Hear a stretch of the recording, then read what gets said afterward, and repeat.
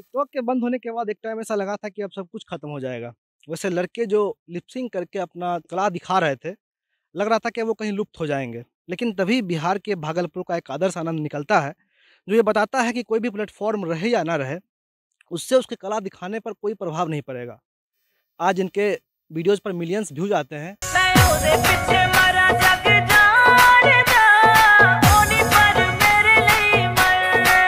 बाकी इनके लिए मतलब विशेषता ये है कि जब ये लड़की बनकर या फिर औरत बनकर नाचते हैं तो आपको घिन नहीं आती है। आपको लगता है कि कोई बॉडी शेमिंग नहीं कर रहा है। इनकी ये विशेषता है। पागल एड़ी मुझे कहती है लोअर क्लास मैं हूँ, मुझे कहती है चीप मैं हूँ।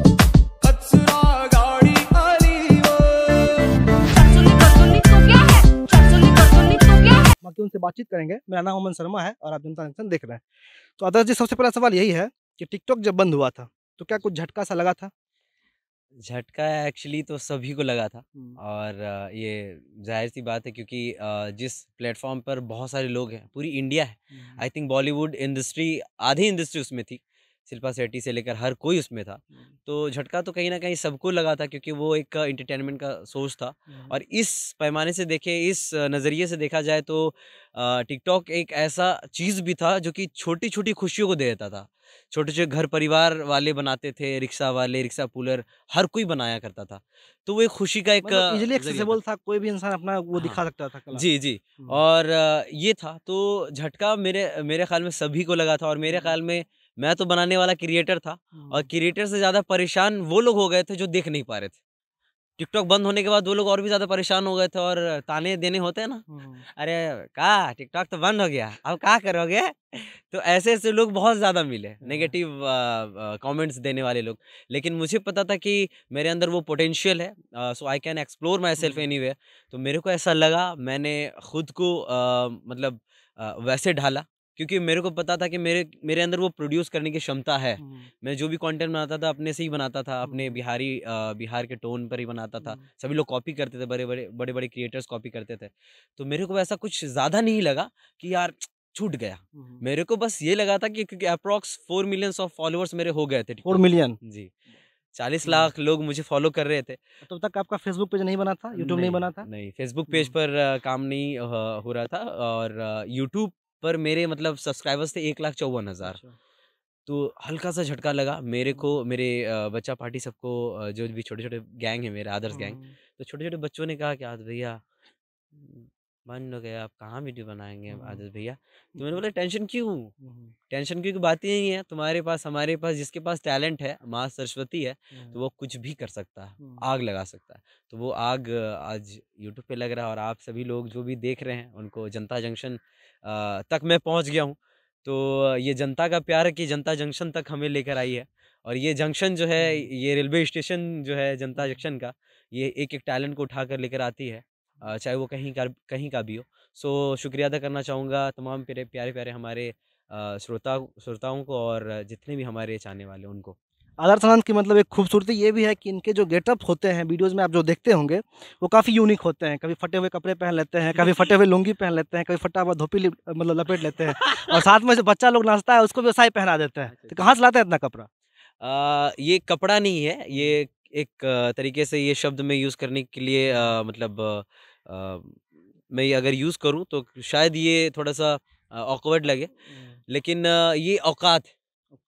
लोगों को अपनी औकात कभी भूलनी नहीं चाहिए। और कहते हैं ना कि कुछ कपड़े ऐसे होते हैं, हम आप इस चीज़ को समझ सकते हैं, जैसे कि आप गमछा लपेट कर आए हैं, तो ये एक शान है हमारी बिहार की। तो वही होता है कि जो बचपन से हम लोग कर रहे होते हैं, जो कपड़े बच जाते हैं, उसे उतरन के तौर पर किसी और को भी दे देते हैं। तो वो जो कपड़े हैं बचे हुए शेष, उस कपड़ों का यूज़ करते हैं ताकि लोग रिलेट करें, रिलेटेबल हो कि यार गाँव के जो लोग हो, जेन्युइन जो लोग हो, जो नीचे से उठकर आए हैं, उनको ये मतलब रिलेट करे कि यार मैं भी बचपन में ऐसा ही दिखता था, ये ऐसे कपड़े पहनता था, वो रिलेट करे। सो ये कपड़े अपने ही हैं और इसे डिज़ाइन किया गया नहीं, ये मतलब सिचुएशंस पे ये अपने अपने आप ऑटोमेटिक डिज़ाइन हो गया। कभी चूहा को तर दीन, कभी ये कर दिया तो ये सब तरीके से ही ये वो कपड़े अपने आप ढल गए। तो इस तमाम चीज़ों का प्रयोग हम अपने बच्चों में भी कर देते हैं और कपड़ों को हम भी पहन लेते हैं बेझिझक बिंदास तरीके से, ताकि लोग ये महसूस करें कि भाई यार ऐसी भी ज़िंदगी थी या जी। फिर है या होती है। अच्छा, मतलब एक क्या होता है कि समाज का एक धारणा है कि जैसे कि कोई इंसान अलग निकल कर सामने आता है, जो बोलता है कि हम स्टैंड अप कॉमेडियन भी हैं, परफॉर्मर भी हैं, हम अच्छे डांस भी कर लेते हैं, कुछ भी कर लेते हैं। मतलब एक आम सवाल होता है कि कहाँ से मतलब ये सब गुण आता है? आप कहीं सीख के आए हैं या फिर खुद में वो डेवलप कर लिए हैं? पटक-पटक के मारे हैं। कौन? हमारे पापा हमको पटक-पटक के मारे हैं। अच्छा। इस काम में, इस क्षेत्र में आने के लिए मेरे पापा ने मुझे ऐसे पीठ घुमाया, देख कौनी, पीठ घुमाया, देख कौनी, खूब उठा के बजाड़े हैं। तो ये सब कब से मतलब शुरू हो गया था ये पीट-पाट? ये 4 साल की उम्र से ये शुरू हुआ था और जब मैं छोटा था तो एक गाने पे मैंने परफ़ॉर्मेंस किया था। देखो 2000 ज़माना आ गया, मिल के जीने का बहाना आ गया, बच के रहना, दीवाना हूँ मैं तो ये वाले गाने पर मैंने परफ़ॉर्मेंस किया था, उसपे मेरे को ₹21 मिले थे। अच्छा, अच्छा। तो उसपे थोड़ा-सा मेरे को लालच लगा और वो जो डांस मैंने किया था ना, खूब मार खा के किया था। पापा बोले ना पटक-पटक के मारे थे, तो वैसा टाइप का। फिर उसके बाद गाना कन्वर्ट हुआ, सनी देओल का एक गाना आया, मेरा दिल ले गई ओए गमों किधर मैं देखूँ उसको इधर-उधर, यारो जाओ ढूँढ के लाओ। ये गाने पे परफ़ॉर्मेंस किया, उसपे कुछ पैसे मिले तो थोड़ा-सा और साहस बना, यार पैसा भी मिलता है डांस करके भाई। बहुत मज़ा। फिर उसके बाद एक और गाना आया जिससे कि मेरे को 4 साल की उम्र से ही मतलब लोग जानने लगे। आदर्श आनंद एक ऐसा महमूद, छोटा महमूद कहकर बुलाने लगे। पापा ने परफ़ॉर्मेंस करवाया, हम काले हैं तो क्या हुआ दिल वाले हैं, हम तेरे तेरे तेरे चाहने वाले, ये वाले गाने पर परफ़ॉर्मेंस किया तो फिर लोग जानने लगे। तो इन शॉर्ट ये मैं कहूँ तो ये सब सारी टैलेंट, अगर मैं डांस करता हूँ, एक्टिंग करता हूँ, कॉमेडी करता हूँ या मैं 280 से ज़्यादा लोगों की मैं आवाज़ें निकालता हूँ, हाँ, ये इमिटेशन मैंने करता आपके हूँ। फ़ेसबुक के पेज पे पढ़ा था। जी। इसके बारे में हम बाद में बात करेंगे हाँ, जी। तो ये सब सारी चीज़ें हुँ, मेरे पिताजी की ही देन है और मेरे पिताजी मेरे आइडियल हैं और मैं उन वो मेरे आदर्श हैं। हुँ। अब वो मेरे आदर्श हैं, उन्होंने मेरा नाम आदर्श रखा है, सो मेरे लिए बहुत बड़ी बात है ये।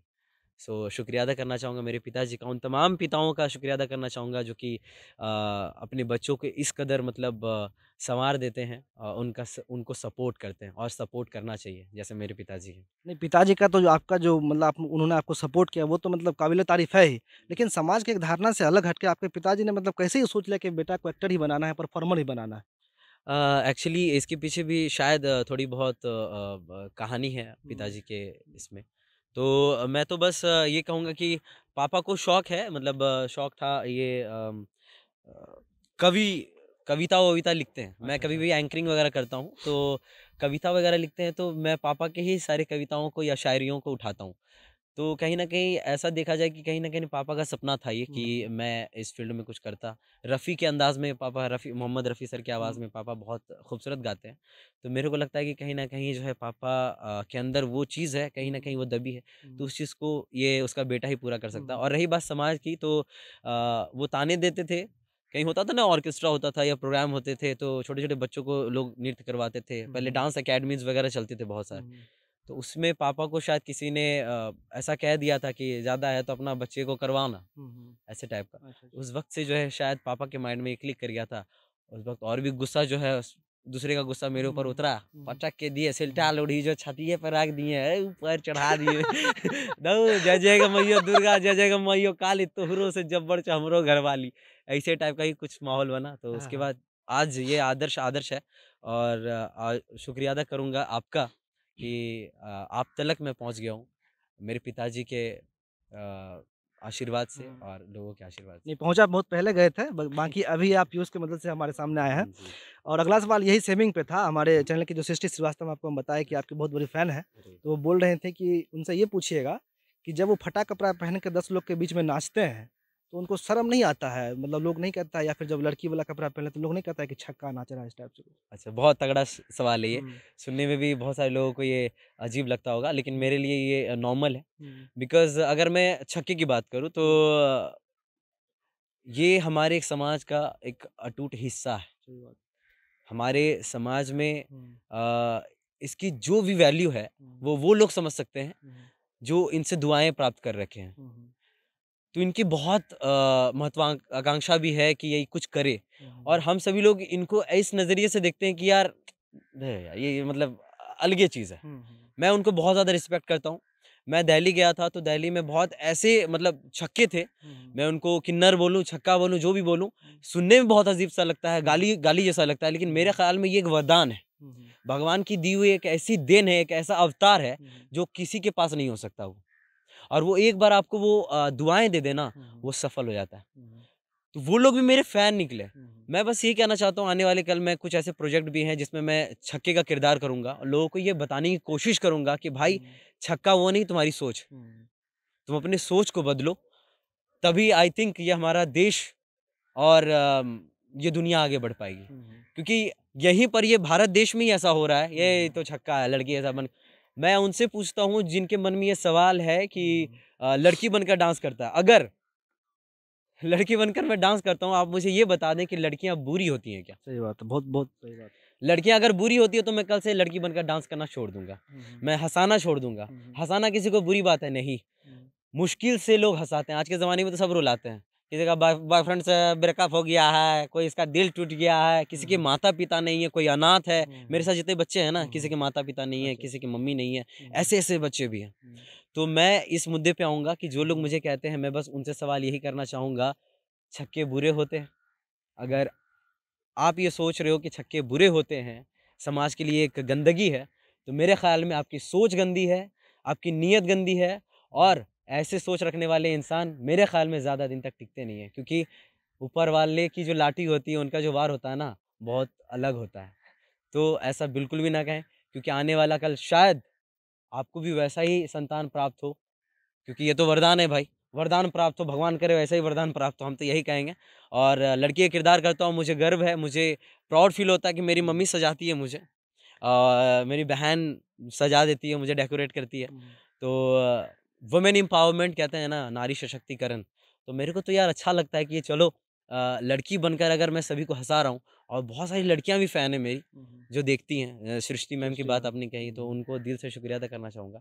तो बस यही है, और लोगों का प्यार है, मुझे बहुत खुशी होती है लोगों को खुश करके। सिर्फ मैं लड़की किरदार नहीं करता, मैं बहुत सारे किरदार करता हूँ, बच्चा बन जाता हूँ, बच्चों का किरदार करता हूँ, बूढ़ा बन जाता हूँ, अरे बेटा पगला गया रे, आज पीयूषवा को हम थैंक यू कहेंगे रे, उठा के जो तुमको लाके यहाँ पटका रे, इंटू भूले रहा रे नुनू, हमारा नाम रंगीला चचा है रे, हाँ थैंक यू पीयूष नुनू रे, हसीर देखा नहीं रे। तो बहुत सारे ऐसे किरदार हैं जो मैं करता हूँ, और मेरा ये मानना है, लास्ट में ये कहूँगा कि बहुत सारे ऐसे एक्टर हैं, महमूद सर से लेकर हर किसी ने लड़की के रोल को अदा किया है, लड़की के कैरेक्टर को निभाया है, गोविंदा सर ने निभाया है, हर शख्स ने निभाया।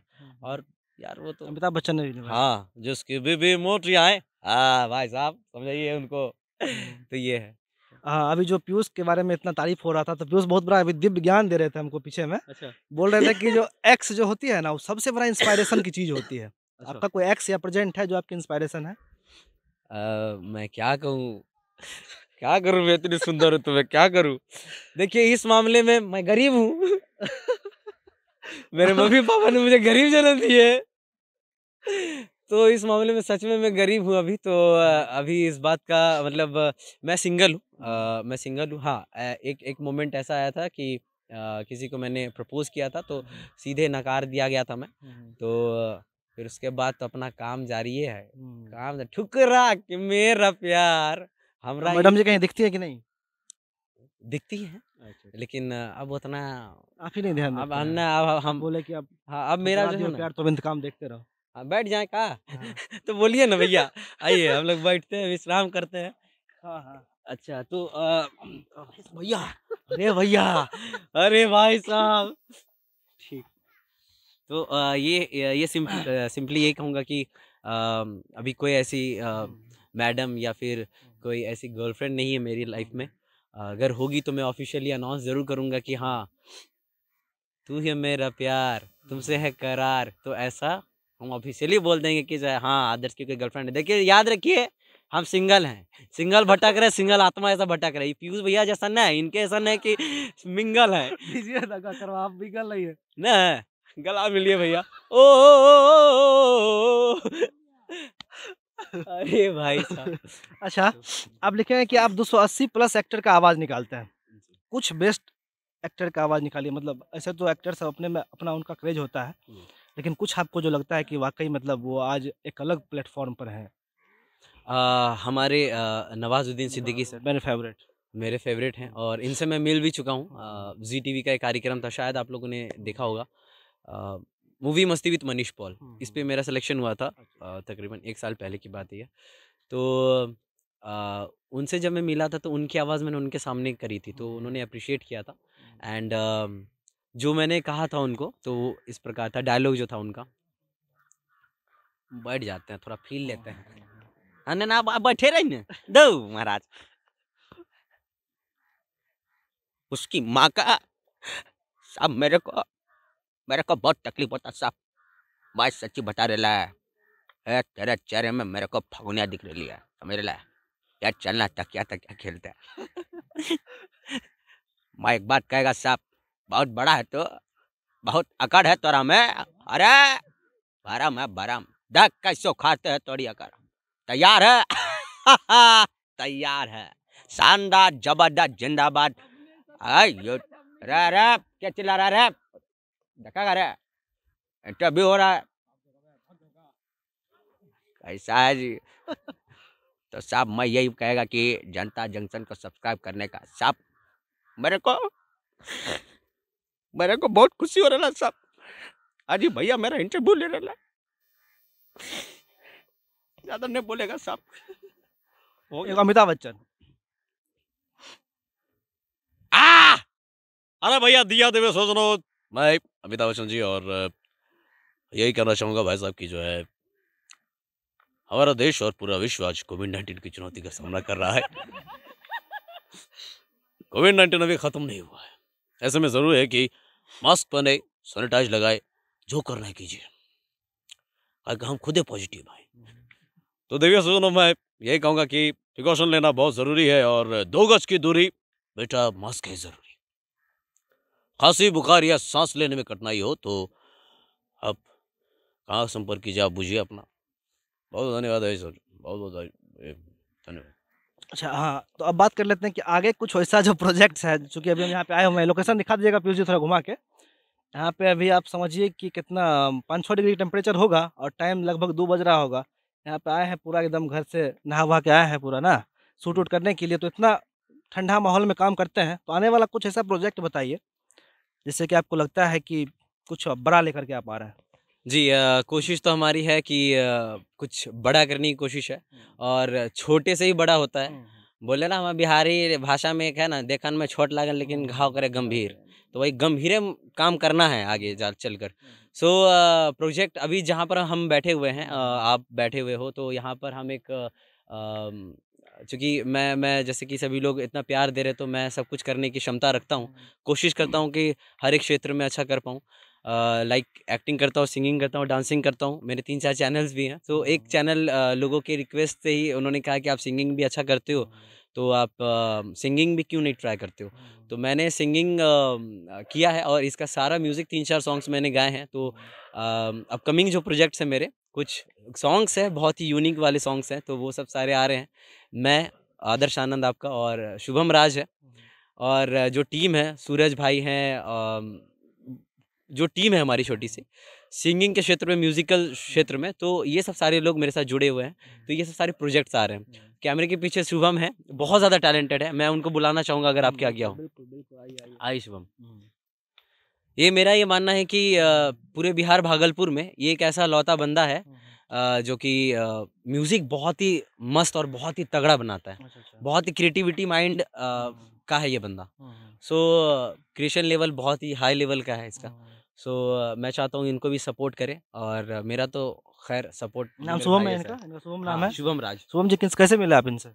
आदर्श से बहुत पहले हम लोग मिले थे, एक बार मीट हुआ था, और फिर बीच में मीट हुआ था। 90.4 एफएम का एक गाना था, वो सब हम लोग डब किए थे, और फिर तो हम लोग को बात हुआ, एक गाना हम रेडी किए थे एक्चुअली घर पे, तो एक सोच के कि आदर्श भैया के लिए एक गाना था, तो हम भेजे थे, इनको पसंद आया था, तो फिर हम लोग फिर आदर्श भैया आए, फिर लोग और प्रोजेक्ट पे काम किए फिर। लोग कहते हैं कि आप गाना अच्छा गाते हैं, तो एक गाना तो बनता है। तो साथ में गुनगुनाते हैं। हाँ। कौन सा?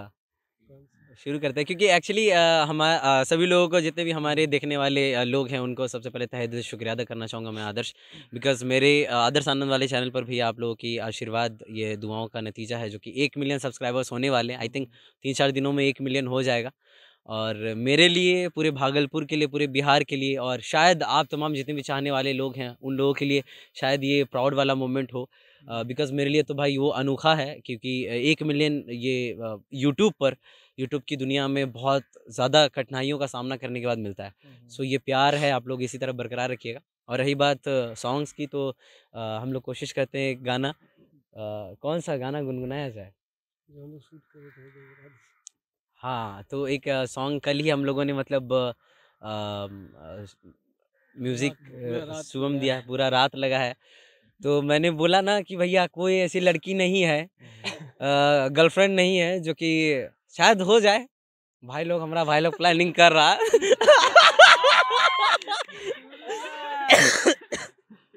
इसमें भी धोखा मिलेगा क्या पता नहीं चल, इसमें भी ना मिलेगा कि नहीं पता नहीं। तो खैर ओके, सो पीयूष भैया, जैसे कि पीयूष भैया का कभी किसी ने तो दिल तोड़ा ही होगा।